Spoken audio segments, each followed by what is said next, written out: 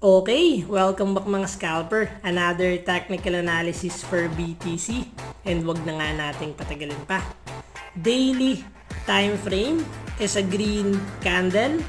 Below average yung volume and forming doji candle.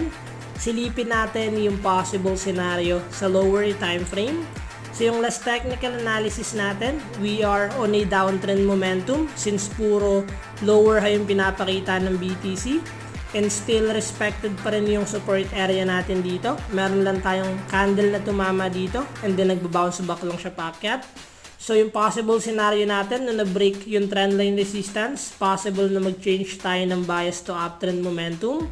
So good news currently, yung BTC is gumagawa na ng first higher low. So meron na tayong low, first higher low.